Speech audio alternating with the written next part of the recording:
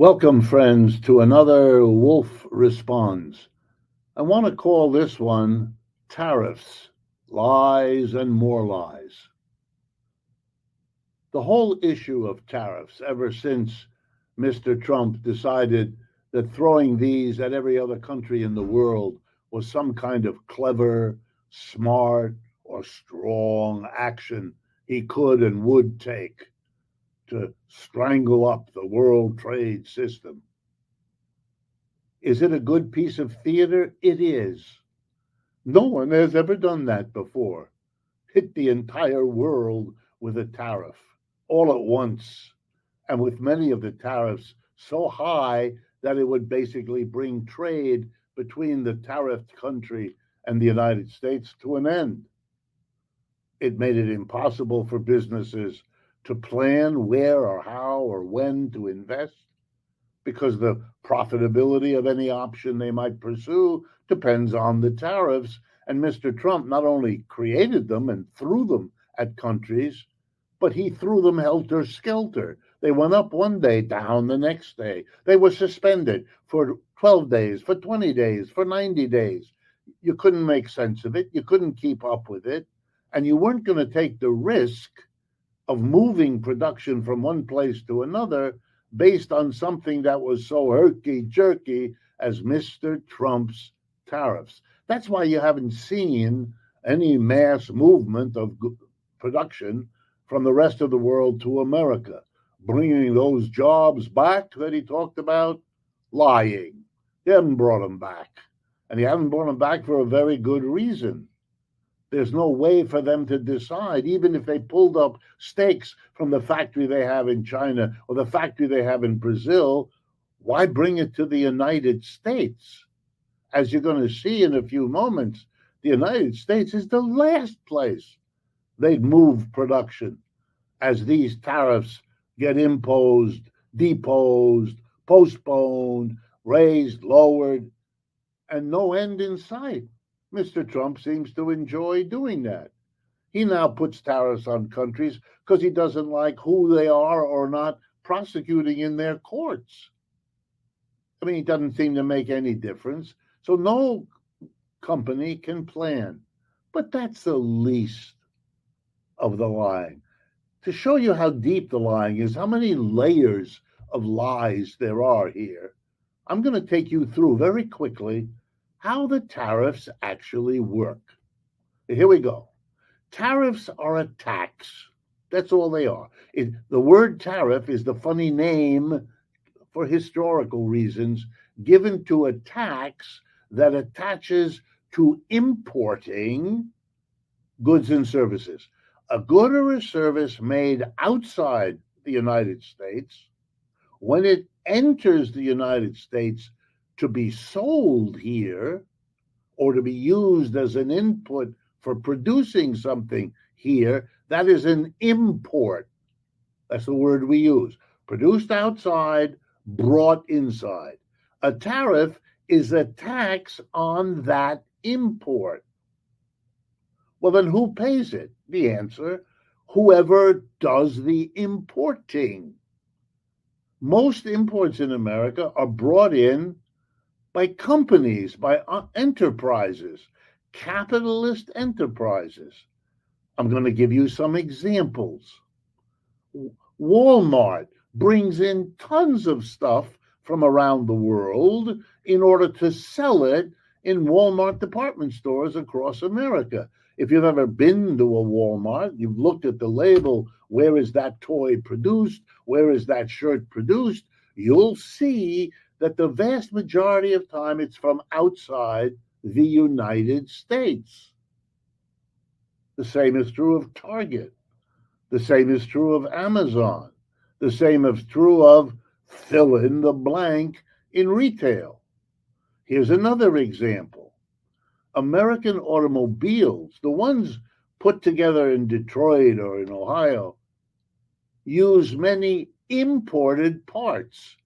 A carburetor, a brake shoe, a shock absorber, whatever it might be. Those are imports because those goods that come from outside, being imports, will have to pay a tariff, a tax. And to whom does the tax go? Uncle Sam. So when Mr. Trump says, I'm going to hit China with a tariff, he is lying. We, the American government, cannot tax the people of another country, no more than the Chinese government taxes us. That's not how it works or ever has. The American government can only tax Americans, and that's what it does. It taxes us as individuals, and it also taxes enterprises. It taxes our income, it taxes their profits. That's how it works. So now let's follow the bouncing tariff ball. If something comes into the United States, the company that brings it in has to pay a tax to Uncle Sam. It's an American company most of the time, although foreign companies based in America also bring imports. Whoever brings it in, they pay the tax to Uncle Sam. So the vast majority of all tariff taxes are paid by Americans to Washington, D.C. So no more let's talk lying about tariffs being things we do to punish another country. What does the American company do that has to pay a tariff to Uncle Sam because Mr. Trump said so? If that company used to bring in a $10,000 piece of equipment and there's now a 50% tariff on it, then that company has to pay, $10,000 worth, if that's what the number was I just used, $10,000 to get the machine, and another $5,000, 50% of that, to Uncle Sam. So the final cost to the American company for the $10,000 machine that they used to spend $10,000 on is now raised to $15,000. Any American who wants to buy it will have to pay $15,000 instead of $10,000 because of the tariff. But what I've just told you means that tariffs raise prices. Tariffs are inflationary because the companies that pay the tariff, the importing companies, will usually try to pass off the burden of having to pay that tariff to Uncle Sam by jacking up the retail price that you and I have to pay. The more he can do that, the more the importing company has passed the burden of the tariff off of the company that imports and on to the American consumer. All companies that are importing will respond to Mr. Trump's tariffs by jacking up the price to the rest of us. Some will do more of it, some will do less of it. Whatever they don't shift to us will hurt their bottom line, their profits. And they're the companies, and they don't want that. So, yeah, we're going to get screwed by the tariffs in the form of the higher prices. Anyone who tells you otherwise is lying to you. This is very important. But there is, of course, damage that is done to the foreigner from whom we import whatever it is the companies are bringing in. Why? Because they understand that if the American importing company is successfully able to jack up the price at retail so they don't have to pay, we have to pay, we're going to buy less of those things because for us, the price has gone up. So what is going to be hurtful to China or Canada or Mexico or any other country that sends stuff here from whom we in America import, what hurts them is the loss of sales in the United States, as the tariff, by raising the price, being inflationary, costs sales. We buy fewer of what the tariff has made more expensive for us. Well, then what will the foreign companies in China, in Brazil, in Canada, in Mexico, what will they do if they suffer reduced sales in the United States? Here we go. Let's take a look.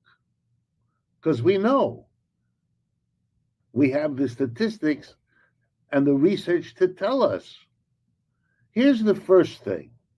Foreign producers, suddenly discovering that they're losing sales in the United States because of Mr. Trump's tariffs, will be working much harder than they used to replace the lost sales in the United States by increasing their sales everywhere else. They will spend a lot of time, a lot of energy, a lot of manpower and womanpower to find other markets outside the United States. They'll establish distributors over there. They'll develop an advertising program over there. They might be lucky, and this is what they'll be striving for, to make new additional sales abroad over and beyond the sales they lose here. Long story short, everybody around the world will be looking to build their business outside of the United States, away from the United States. Is that something we want? Is that good for us? I don't think so. But we are not even at the beginning yet. Suppose the companies over there decide that the way to offset lost sales in the US because of the tariff, they're going to try to sell more of their goods inside their own countries. Not export elsewhere, but inside. And what are they going to do for advertising to their own people? Well, they're going to do something that will likely be also part of their advertising in all the other countries they're going to try to develop sales in. They've got to come up with a pitch. And you know what they're going to think of? Guaranteed, it's already happening. They're going to use Mr. Trump to help them. They're going to say to their own people and to everywhere they advertise, you want to strike a blow against Mr. Trump for causing all the difficulty? You want to have a little way to do that? Does it bother you? Buy our stuff. Don't buy American stuff. Don't buy any American stuff. Buy from us. Buy this. It not only gets you this, whatever it is we produce, but it lets you do and make a statement about Mr. Trump and what you think of him. And now let's take it one step further. Every political leader of every country, communist country, capitalist country, Europe, Asian, African, Latin American, it doesn't matter. In every country, friend or foe, you're going to see a new advertising thematic take over from the government, not the advertising from the companies, which will be anti-American because of their feelings about all this. But now the government has something that Mr. Trump gave them on a silver platter, an excuse. You're having difficulties in your country there in Africa? You're having difficulties in your country in Latin America or Europe or Asia? Blame the Americans. The tariff hurt us. Mr. Trump, trying to solve the problems of America, dumped those problems on us. Don't be angry at me, your president, your leader, your prime minister. No. You should support me because I'm anti-American. And they deserve it because they brought this problem onto us. Their difficulty, they've made it to ours. And let's pay them back. Mr. Trump doesn't tell you about any of that. Like a huckster, like a cheap advertising agent, he tells us as the people what good things a tariff might do. And he's careful never to mention, hiding all the time, all the bad things. And I've just given you a handful of them. There are more. Well, that's a kind of lying.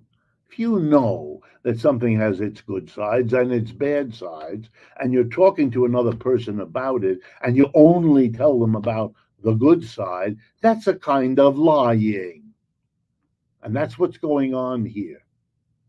Tariffs have been sold to you with an immense set of layered lies, particularly lies of omission, where the truth of where tariffs go, how they work, where they lead, what they can cause, is carefully left out. And yet we're supposed to support the tariff program, even though we haven't been told the half of the truth of what it's doing. And if I had to summarize what it's doing, it's isolating the United States. That's what's happening. The whole world is looking at the United States as an out-of-control country that no longer interacts with other countries to sit down, talk about problems, and figure out a solution that is the best option. No. It decides all by itself, with no discussion whatsoever. We're going to hit you with a tariff, and we're going to hit you with a higher tariff, and you better not replicate the tariff because we'll hit you harder. Whoa. We're going to take Canada. We're going to take Greenland. What is this? We're going to take Washington, D.C. We're watching a disintegration of the way the world worked. And every country knows where the problem starts. And it's right here. It's the United States losing its empire, becoming one among many nations, and not the biggest, and not the toughest, and not the richest anymore. Very hard to adjust to that. I get that. But that's no excuse and no justification for attacking the whole world the way Mr. Trump seems to enjoy doing. You know what the result of that will be? The isolation of the United States as a rogue nation that the rest of the world needs to band together to control. That's where this is leading. People who do this kind of thing never end up well. And we aren't going to either, as long as this kind of behavior persists. If interventions like this strike you as reasonable, please share them with other people. That's why we make them, to stimulate discussion, to make sure that the things not spoken publicly get put out on the air so that we can think like rational human beings about our problems and the solutions we choose among. And of course, if you can help us defray the costs of producing and distributing these videos, that would be enormously appreciated as well. Thank you.